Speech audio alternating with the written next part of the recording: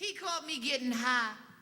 Didn't know what I was doing, just saw tears streaming from my eyes. Thought maybe it was something that he had done. Sat right next to my left leg, rubbed my back and assured me everything was okay. Wondered if I was crying because I got a call from his teacher or if it was because he had a red day. Didn't know that the last 5 years had more downs and ups, and everything that was tried just didn't seem to be enough. See, mama's dreams were a bit robust, but the fire that once burned within was now starting to lose its thrust. Piddling positions, inadequate by measure. College degrees had no meaning when there was no heat to warm the shelter. Water pots ensured evening baths were hot, but cold water washers couldn't get everything clean. So restrictions Hedron asked my son, "Didn't you have that on yesterday?" And I said it was only for an hour, now gone outside if you really want to play. But ain't it funny how things change?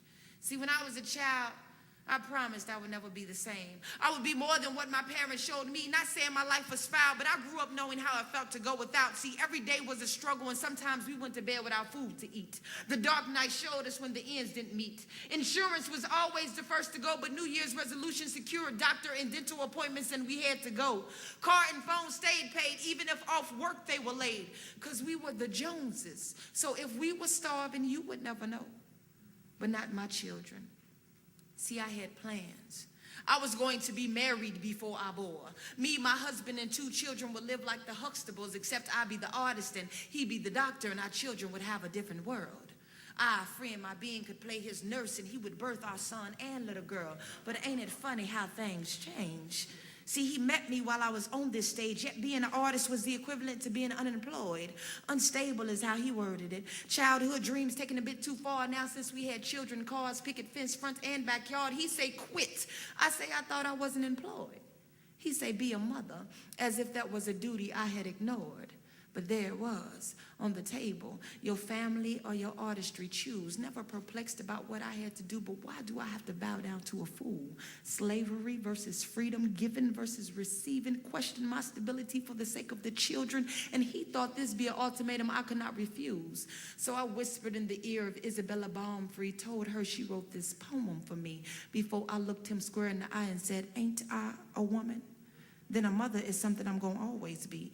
Be it to you, this earth, or my children, I came here to birth, nourish, and water the seed. So if you think I'm going to leave or close the curtain because you feeling like a shadow, then maybe it's your stability that should be questioned in this court battle.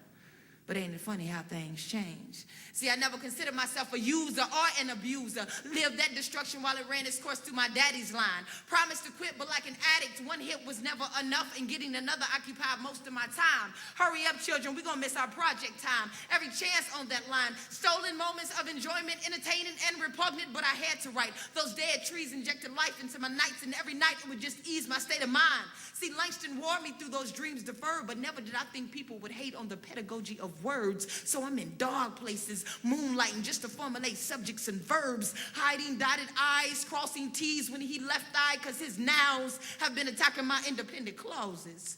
Fear and insecurity, the only thing between better life me and childhood memory wanted to obtain.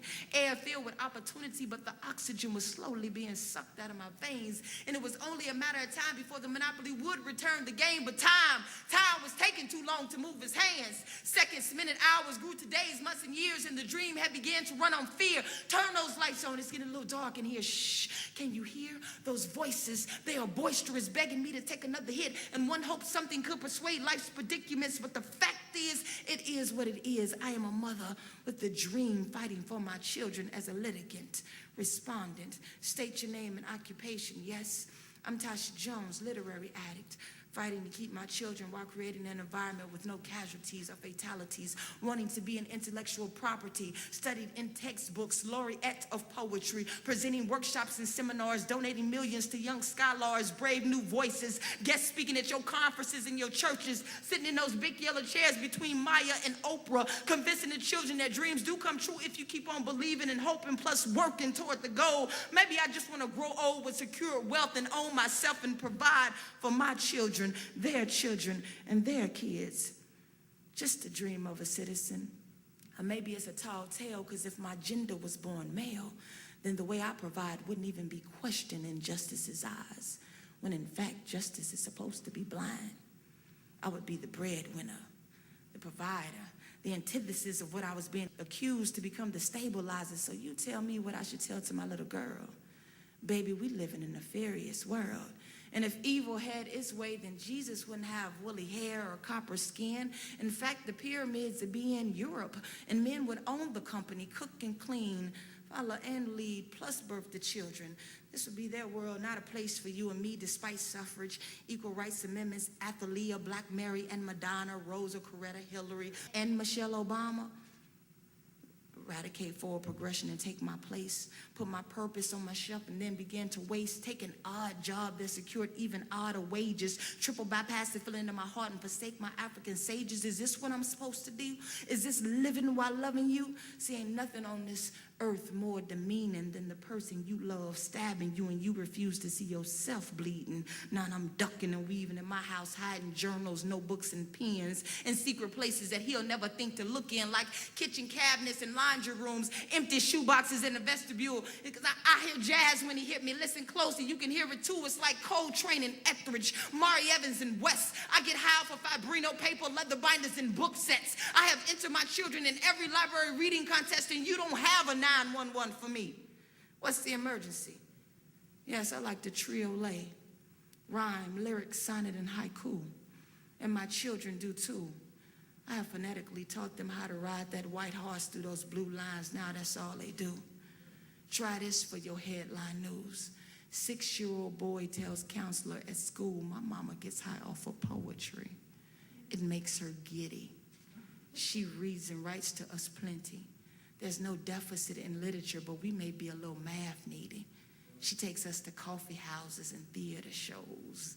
We've already met the last poets and seen August Wilson's lessons in pianos. My sister speaks in vibrato and I like prose. And sometimes we leave early so daddy won't bloody her nose. Sometimes they argue about why she won't let it go, and she say those are just words, letters and words, and she gotta hold on to teach us how to dream, create heaven when hell is in the midst of things. So when we see her on TV, we know that it was her who taught us how to read. When we see her on TV, we know that it was her who taught us how to dream. My daddy say she addicted, but she just mama to we.